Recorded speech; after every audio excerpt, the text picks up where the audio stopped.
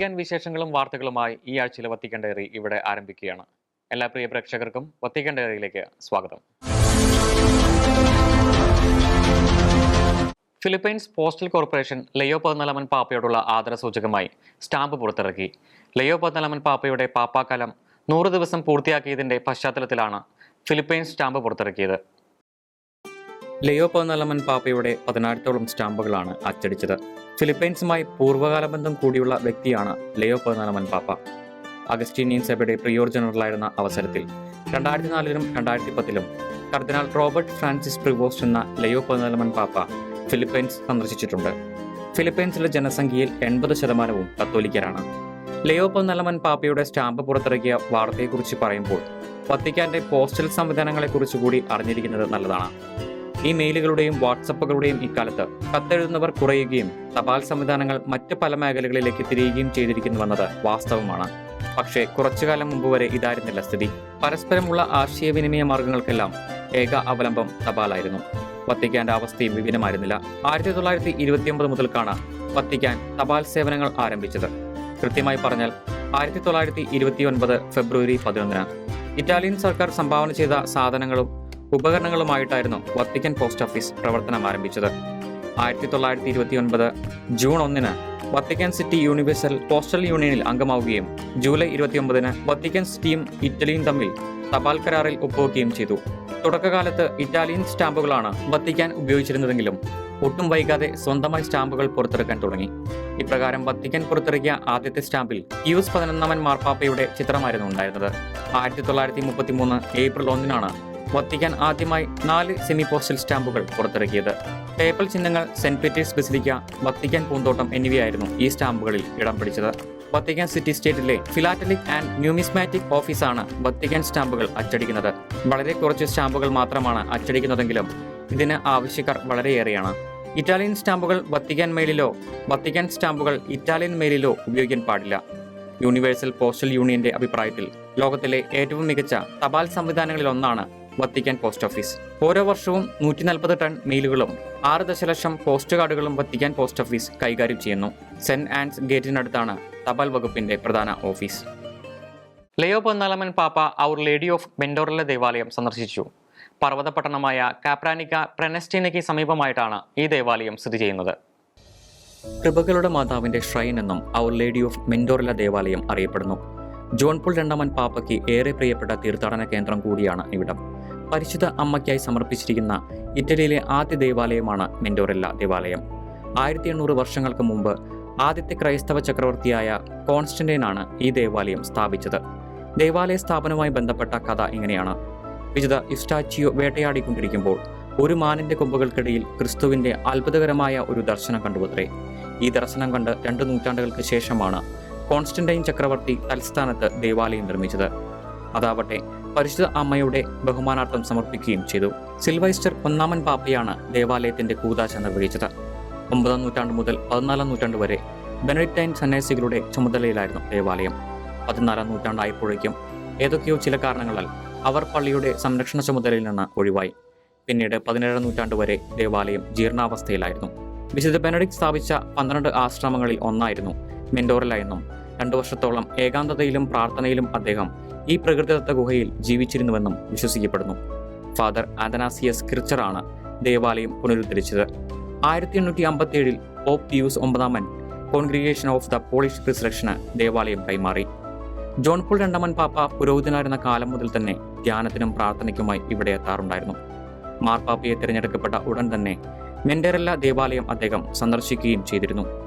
Benedict 16 പാപ്പയും ഈ ദേവാലയത്തിലെത്തി പ്രാർത്ഥിച്ചിട്ടുണ്ട്. ഇന്നസെന്റ് 13 പാപ്പ തന്റെ ഹൃദയം ഈ ദേവാലയത്തിൽ സംസ്കരിക്കാനാണ് ആഗ്രഹിച്ചിരുന്നത്.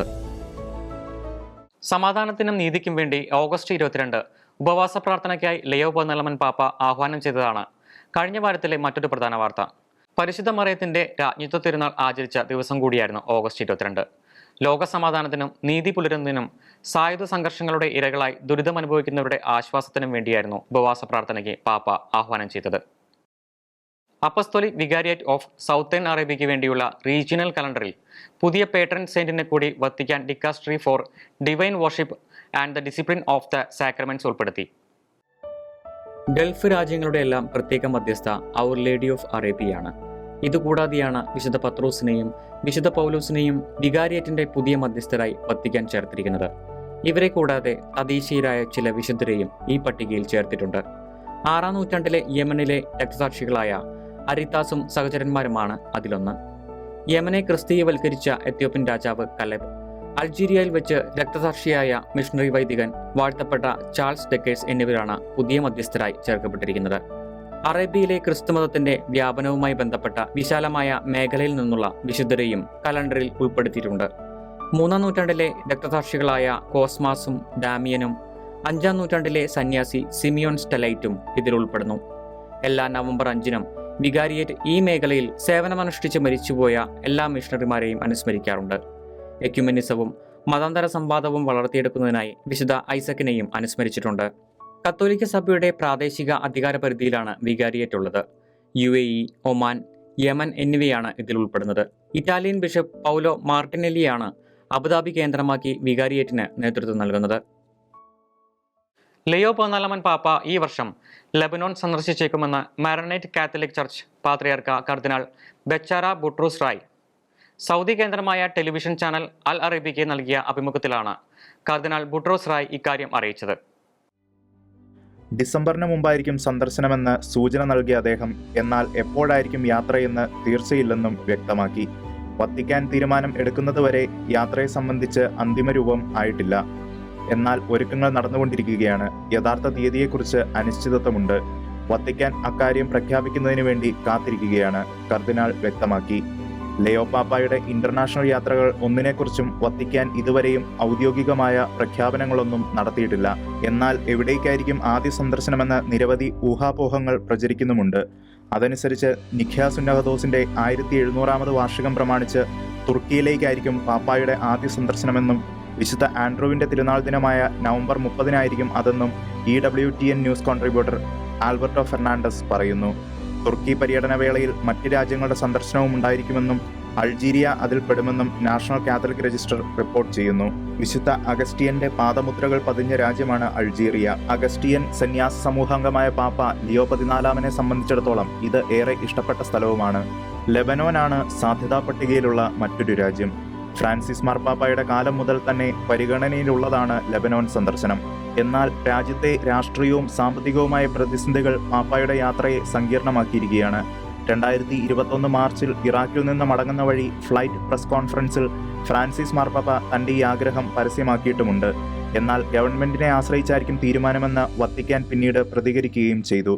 2022 ഏപ്രിലിൽ Lebanon president Michael Aoun Francis മാർപ്പാപ്പ ജൂണിൽ ലെബനോൻ സന്ദർശിക്കുമെന്ന് പറഞ്ഞിരുന്നുവെങ്കിലും അതൊരിക്കലും നടക്കാതെ പോയി. യുക്രൈൻ യുദ്ധം ആരംഭിച്ച ശേഷം ഫ്രാൻസിസ് പാപ്പായും റഷ്യൻ ഓർത്തഡോക്സ് പാത്രിയാർക്കീസ് കീറിലും തമ്മിലുള്ള കൂടിക്കാഴ്ചയ്ക്കുള്ള സാധ്യതയുള്ള സ്ഥലമായി ലെബനൻ ഉയർന്നു വന്നിരുന്നുവെങ്കിലും ആ കൂടിക്കാഴ്ചയും നടന്നിട്ടില്ല. ലെബനോൻ അവസാനമായി സന്ദർശിച്ചത് ബെനഡിക്ട് 16 പാപ്പ ആയിരുന്നു. 2012 സെപ്റ്റംബറിലായിരുന്നു ബെനഡിക്ട് പാപ്പായുടെ ലെബനോൻ സന്ദർശനം. അന്ന് ബെയ്റൂട്ടും രാജ്യത്തിന്റെ മറ്റു പല ഭാഗങ്ങളും പാപ്പ സന്ദർശിച്ചിരുന്നു. അതിനുശേഷം 1.5 മില്യൺ അഭയാർത്ഥികളെ നിറച്ച സിറിയൻ ആഭ്യന്തര യുദ്ധം, ലെബനോന്റെ സാമ്പത്തിക തകർച്ച, ബെയ്റൂട്ട് തുറമുഖ സ്ഫോടനം തുടങ്ങിയവയെല്ലാം ലെബനോനെ പ്രതിസന്ധിയിലാക്കിയ കാരണങ്ങളായിരുന്നു.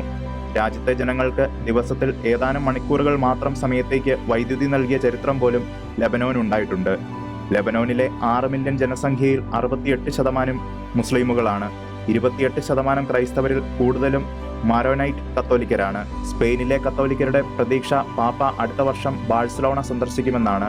യുണൈറ്റഡ് സ്റ്റേറ്റ്സിന്റെ 250ാമത് വാർഷികം പ്രമാണിച്ച് 2026 പെറുവും അമേരിക്കയും പാപ്പ സന്ദർശിക്കുമെന്ന് പ്രതീക്ഷിക്കുന്നവരുമുണ്ട്.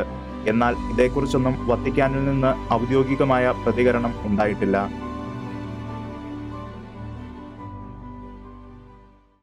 മാർപ്പാപ്പമാരുടെ ഉപദേശകനായ ഒരു വിശുദ്ധനെ കുറിച്ച് അറിഞ്ഞാലോ? ക്ലെയർവാക്സിലെ വിശുദ്ധ ബെർണാർഡാണ് ഈ വ്യക്തി. പോപ്പ് ഇന്നസെന്റ് രണ്ടാമന്റെ ഉപദേശകനായിരുന്നു ക്ലെയർവാക്സിലെ വിശുദ്ധ ബെർണാർഡ്. സിസ്റ്റേറിയൻ സന്യാസ സമൂഹത്തിന് രൂപം നൽകിയത് 12ാം നൂറ്റാണ്ടിൽ ജീവിച്ചിരുന്ന ഈ സന്യാസിവരനായിരുന്നു. വെസ്റ്റേൺ പാരമ്പര്യത്തിലുള്ള അവസാനത്തെ സഭാപിതാവായിരുന്നു വിശുദ്ധ ബെർണാർഡ്. 1990 ഫ്രഞ്ച് നഗരമായ ഡിജോണിലെ ഒരു ഉന്നത കുടുംബത്തിലായിരുന്നു ജനനം. അമ്മയുടെ മരണത്തോടെയാണ് അദ്ദേഹം ഏകാന്ത ജീവിതത്തിലേക്കും പ്രാർത്ഥനയിലേക്കും മാറിയത്. ബെർണാർഡിന്റെ താപസ ജീവിതം അദ്ദേഹത്തിന്റെ 5 സഹോദരന്മാരെയും പിതാവിനെയും ആകർഷിക്കുകയും അവരും ആ സന്യാസ സഭയിൽ അംഗങ്ങളായി മാറുകയും ചെയ്തു. വിശുദ്ധ ബെർണാഡിന്റെ ഒരു ശിഷ്യനായിരുന്നു പിൽക്കാലത്തെ മാർപ്പാപ്പയായ യുജീൻ മൂന്നാമൻ മാർപ്പാപ്പ. പോപ്പ് യുജീൻ മൂന്നാമൻ മരിച്ച അതേ വർഷം തന്നെയാണ് 40 വർഷത്തെ താപസ ജീവിതത്തിന് ശേഷം 63-ാം വയസ്സിൽ വിശുദ്ധ ബെർണാഡ് സ്വർഗപ്രാപ്തനായത്. 163 ആശ്രമങ്ങൾ അദ്ദേഹം വ്യക്തിപരമായി അപ്പോഴേക്കും സ്ഥാപിച്ചു കഴിഞ്ഞിരുന്നു. അലക്സാണ്ടർ മൂന്നാമൻ പാപ്പയാണ് 1174-ൽ അദ്ദേഹത്തെ വിശുദ്ധനായി പ്രഖ്യാപിച്ചത്. പിയൂസ് 8-ാമൻ മാർപ്പാപ്പ അദ്ദേഹത്തെ വേദപാരംഗതനായും ഉയർത്തി. വിശുദ്ധ 10-ാം പിയൂസ് മാർപ്പാപ്പയുടെ തിരുനാൾ ആചരിച്ച ദിവസമായ ഓഗസ്റ്റ് 21 വത്തിക്കാന് മറ്റൊരു അർത്ഥത്തിൽ കൂടി സവിശേഷ ദിനമായിരുന്നു. ഫ്രാൻസിസ് മാർപ്പാപ്പ ദിവംഗതനായതിന്റെ കൃത്യം 10 ദിവസം മുമ്പ് 10-ാം പിയൂസ് മാർപ്പാപ്പയുടെ ശവകുടീരത്തിലെത്തി പ്രാർത്ഥിച്ചതാണ് ഓഗസ്റ്റ് 21 വത്തിക്കാൻ സ്മരിച്ചത്. മാർപ്പാപ്പയുടെ ഔദ്യോഗിക വേഷവിധാനങ്ങളൊന്നും ഇല്ലാതെ വീൽ ചെയറിൽ തന്റെ സ്വകാര്യ നേഴ്സിനെയും കൂട്ടി കറുത്ത പാൻസും ഷർട്ടും ധരിച്ച് പുതച്ചു മൂടിയായിരുന്നു അന്നേ ദിവസം ഫ്രാൻസിസ് മാർപ്പാപ്പ സെന്റ് പീറ്റേഴ്സ് ബസിലിക്കയിലെത്തിയതും 10-ാം പിയൂസ് മാർപ്പാപ്പയുടെ കബറിടത്തിലെത്തി പ്രാർത്ഥിച്ചതും. ബസിലിക്കയുടെ പുനരുദ്ധാരണ പ്രവർത്തനങ്ങൾ ഏറെ നേരം അദ്ദേഹം നോക്കിക്കാണുകയും ചെയ്തു. 10-ാം പിയൂസ് പാപ്പയോട് ഫ്രാൻസിസ് മാർപ്പാപ്പയ്ക്ക് ഏറെ സ്നേഹബഹുമാനങ്ങളുണ്ടായിരുന്നു. നിരവധി തവണ അദ്ദേഹം 10-ാം പിയൂസ് പാപ്പയെ ഉദ്ധരിച്ചിട്ടുമുണ്ട്. വിശ്വാസികളുടെ കത്തുകൾക്ക് മാർപ്പാപ്പയിൽ നിന്ന് തന്നെ വ്യക്തിപരമായ പ്രതികരണങ്ങൾ ലഭിക്കുന്ന കോളവുമായി Vatican magazine Piazza San Pietro. Francis മാർപ്പാപ്പയുടെ കാലത്താണ് ആദ്യമായി ഈ കോളം ആരംഭിച്ചത്. പാപ്പയുടെ അജപാലന അടുപ്പത്തിന്റെ ഒരു മുഖമുദ്രയെ ഇക്കാലം കൊണ്ട് അത് മാറിക്കഴിഞ്ഞിരുന്നു. ജനങ്ങളുടെ പോരാട്ടങ്ങൾക്കും പ്രതീക്ഷകൾക്കും സുവിശേഷത്തിൽ നിന്ന് മാർഗനിർദ്ദേശം നൽകുകയാണ് മാർപ്പാപ്പ ചെയ്യുന്നത്. ഫ്രാൻസിസ് മാർപ്പാപ്പയുടെ ഈ രീതി ഇപ്പോൾ ലയോ 14-ാമൻ പാപ്പയും തുടരുന്നു. യുദ്ധം, കുടുംബജീവിതം, വിശ്വാസത്തിനായുള്ള അന്വേഷണം എന്നിവയുടെ വെല്ലുവിളികളെ ആർദ്രതയോടും വ്യക്തതയോടും കൂടി അഭിസംബോധന ചെയ്യാനാണ് പാപ്പ ഇവിടെ ശ്രമിക്കുന്നത്. പുതിയ ലക്കത്തിൽ ബോംബുകൾ വീടുകൾ നശിപ്പിച്ചാൽ കുട്ടികളുടെ സ്വപ്നങ്ങളുടെ അവസ്ഥ എന്തായിരിക്കുമെന്ന് ചോദിച്ച സൈറ എന്ന യുവതിക്ക് പാപ്പ നൽകിയ മറുപടി ശ്രദ്ധേയമായിരുന്നു. ഉടമ്പടികൾ വഴി മാത്രം യഥാർത്ഥ സമാധാനം നിലനിർത്താൻ കഴിയില്ലെന്നും അഹങ്കാരവും നീരസവും ഹൃദയത്തിൽ നിന്ന് വേരോടെ പിഴുതെറിയണമെന്നും പാപ്പ മറുപടി നൽകി. ഫ്രാൻസിസ് മാർപ്പാപ്പയുടെ മറുപടിയുടെ പ്രതിധ്വനി ലയോ പാപ്പയുടെ മറുപടികളിലുണ്ടെന്ന് മാസിക നിരീക്ഷിക്കുന്നുണ്ട്. സഭയെ നയിക്കുന്നതിനുള്ള ഒരു മാർഗമെന്ന നിലയിൽ വ്യക്തിപരമായ സംഭാഷണത്തിന്റെ പ്രാധാന്യം ഇരുവരും മനസ്സിലാക്കുന്നുവെന്നാണ് ഇതിൽ നിന്ന് നാം തിരിച്ചറിയേണ്ടത്. ലളിതമായി പറയുമ്പോഴും ഇരുവരുടെയും ആശയം ആഴമേറിയതാണ്. സമാധാനം വീട്ടിൽ നിന്നും വിശ്വാസം ഹൃദയത്തിൽ നിന്നുമാണ് ആരംഭിക്കുന്നതെന്നാണ് ഇരുവരും വ്യക്തമാക്കുന്നത്. കുടുംബത്തിന് ഇന്നത്തെ കാലത്ത് മുമ്പ് എന്നത്തെക്കാളും കൂടുതൽ പിന്തുണയും പ്രോത്സാഹനവും ആവശ്യമാണെന്ന് ലയോ 14-ാമൻ പാപ്പ. കുടുംബത്തിന് ഇന്ന് മുമ്പ് എന്നത്തെക്കാളും കൂടുതൽ പിന്തുണ ആവശ്യമാണ്. ഓഗസ്റ്റ് 23 വിവിധ സന്യാസിനി സമൂഹങ്ങളിലെ സിസ്റ്റേഴ്സിനെ സ്വാഗതം ചെയ്തുകൊണ്ട് സംസാരിക്കുകയായിരുന്നു പാപ്പ. Missionary Daughters of the Holy Family of Nazareth, the Apostles of the Holy Family, the Daughters of Nazareth, Sisters of Charity of Saint Mary എന്നീ സന്യാസിനി സമൂഹാംഗങ്ങൾ ജനറൽ ചാപ്റ്ററിന് എത്തിയതായിരുന്നു. നസ്രത്തിലെ തിരുക്കുടുംബത്തിന്റെ മൂല്യങ്ങളെ കൈമാറ്റം ചെയ്യാനുള്ള അവരുടെ പൊതുവായ ആഗ്രഹത്തെ പാപ്പ അഭിനന്ദിച്ചു. കുടുംബങ്ങളെ പ്രാർത്ഥനയിലൂടെ പിന്തുണയ്ക്കണമെന്ന് ആവശ്യപ്പെട്ട പാപ്പ സാമൂഹികമായ പ്രവർത്തനങ്ങളും അതിനൊപ്പം ആവശ്യമാണെന്ന കാര്യവും ഓർമ്മിപ്പിച്ചു. പോയ വാരത്തിൽ വത്തിക്കാനിൽ മാർപ്പാപ്പയെ സന്ദർശിച്ച വിശിഷ്ട വ്യക്തികളിൽ ഒരാളാണ് Republic of Seychelles president Wavel Ramkalawan. അപ്പസ്തോലിക പാലസിൽ വെച്ചാണ് പാപ്പയും പ്രസിഡന്റും തമ്മിലുള്ള കൂടിക്കാഴ്ച നടന്നത്. റാഫായെല്ലോ സാൻസിയോയുടെ ചിത്രവും അപ്പസ്തോലിക കൊട്ടാരത്തെക്കുറിച്ചുള്ള ഗ്രന്ഥവും 2025 ആഗോള സമാധാന ദിന സന്ദേശവും പാപ്പ പ്രസിഡന്റിന് സമ്മാനമായി നൽകി. ചെറിയൊരു വള്ളത്തിന്റെ പതിപ്പാണ് പ്രസിഡന്റ് പാപ്പയ്ക്ക് സമ്മാനിച്ചത്. റിപ്പബ്ലിക് ഓഫ് സീഷെൽസ് ഇന്ത്യൻ മഹാസമുദ്രത്തിലെ 115 ദ്വീപുകളുടെ സമൂഹമാണ്. 1976 വരെ ഈ ദ്വീപ് ബ്രിട്ടീഷ് സാമ്രാജ്യത്വത്തിന്റെ കോളനിയായിരുന്നു. 80,000-ഓളമാണ് ഇവിടുത്തെ ജനസംഖ്യ. നിയമനിർമ്മാതാക്കൾ വിശുദ്ധ അഗസ്റ്റീന്റെ സിറ്റി ഓഫ് ഗോഡ് അഥവാ ദൈവനഗരത്തിൽ നിന്ന് പ്രചോദനം സ്വീകരിക്കണമെന്ന് ലയോ 14-ാമൻ പാപ്പ. നിയമനിർമ്മാതാക്കൾ വിശുദ്ധ അഗസ്റ്റീന്റെ സിറ്റി ഓഫ് ഗോഡ് അഥവാ ദൈവനഗരത്തിൽ നിന്ന് പ്രചോദനം സ്വീകരിക്കണമെന്ന് ലയോ 14-ാമൻ പാപ്പ. മനുഷ്യന്റെ അഭിവൃദ്ധി വെറും സമ്പത്തിലേക്കോ ഉപഭോക്തൃ സുഖത്തിലേക്കോ മാത്രമായി പരിമിതപ്പെടുത്തുകയും ആഗോള രാഷ്ട്രീയത്തിൽ മാറ്റങ്ങൾ വരികയും ചെയ്യുന്ന ഇന്നത്തെ സാഹചര്യത്തിലാണ് ദൈവനഗരത്തിൽ നിന്ന് പ്രചോദനം സ്വീകരിക്കാൻ പാപ്പ ആഹ്വാനം ചെയ്തത്. അപ്പസ്തോലിക് പാലസിലെ ക്ലെമന്റൈൻ ഹാളിൽ ഇന്റർനാഷണൽ കാത്തലിക് ലെജിസ്ലേറ്റേഴ്സ് നെറ്റ്വർക്കിനോടാണ് പാപ്പ ഇക്കാര്യം പറഞ്ഞത്. നിയമം മനുഷ്യ അന്തസ്സിന്റെ സേവനത്തിലാണെന്ന് ഉറപ്പാക്കണം. വ്യക്തികൾ ആരോഗ്യകരമായ സമൂഹത്തിൽ ജീവിക്കുമ്പോഴും അവർക്കുള്ളതിലും കൈവശമുള്ളതിലും അഭിമാനിക്കുമ്പോഴും മാത്രമല്ല, ദൈവമക്കളെന്ന നിലയിൽ തങ്ങൾ ആരാണെന്ന് ആസ്വദിക്കുമ്പോഴും ആധികാരികമായ മനുഷ്യ അഭിവൃദ്ധിയുണ്ടെന്ന് പാപ്പ ഓർമ്മിപ്പിച്ചു. 2010 സ്ഥാപിതമായ ഒരു സംഘടനയാണ് International Catholic Legislators Network. Austrian കർദിനാൾ ക്രിസ്റ്റഫ് സ്കോൺബോണും ഡേവിഡ് ആൾട്ടണും ചേർന്നാണ് ഇത് രൂപീകരിച്ചത്. വർഷം തോറും കത്തോലിക്ക പാർലമെന്റേറിയന്മാർ ഇവിടെ ഒരുമിച്ചുകൂടി മതസ്വാതന്ത്ര്യം, സഭയും രാഷ്ട്രവും തമ്മിലുള്ള ബന്ധം, ജീവന്റെ സംരക്ഷണം, രാഷ്ട്രീയത്തിൽ കത്തോലിക്ക പ്രബോധനങ്ങളുടെ റോൾ തുടങ്ങിയ വിഷയങ്ങളെക്കുറിച്ച് ചർച്ച ചെയ്യാറുണ്ട്. The new world order, major power politics, corporate dominions and the future of human flourishing എന്ന വിഷയത്തിലാണ് ഈ വർഷം 4 ദിവസത്തെ ചർച്ച നടന്നത്. ഇനി ലയോ 14 പാപ്പ സൂചിപ്പിച്ച വിശുദ്ധ അഗസ്റ്റിന്റെ ദേവനഗരം എന്ന പുസ്തകത്തെക്കുറിച്ച് പങ്കുവയ്ക്കാം. തന്റെ ജീവിതത്തിന്റെ അവസാന വർഷങ്ങളിലാണ് വിശുദ്ധ Augustine the city of God എഴുതിയത്. AD 426 ആദ്യമായി ഈ കൃതി പ്രസിദ്ധീകരിച്ചത്. വിശുദ്ധന്റെ രചനകളിൽ ഏറ്റവും ബൃഹത്തും അദ്ദേഹത്തിന് തന്നെ ഏറ്റവും പ്രിയപ്പെട്ടതുമായ രചനയായിരുന്നു ഇത്. 4-ാം നൂറ്റാണ്ടിന്റെ അവസാനം മുതൽ 5-ാം നൂറ്റാണ്ടിന്റെ തുടക്കം വരെ ക്രൈസ്തവ ലോകവും റോമൻ സാമ്രാജ്യവും തമ്മിൽ കടുത്ത കലഹങ്ങളുടെ കാലമായിരുന്നു. ക്രിസ്തുവർഷം 410 വിശിഗോത്ത് ഗോത്രങ്ങൾ റോം ആക്രമിച്ച് കൊള്ളയടിക്കുകയും സാമ്രാജ്യത്തിന്റെ അഭിമാനം തകർന്നു വീഴുകയും ചെയ്തു. ഈ അവസരത്തിൽ ഈ നാശനഷ്ടങ്ങളുടെ പേരിൽ റോമക്കാർ കുറ്റം ചുമത്തിയത് ക്രൈസ്തവരെയായിരുന്നു.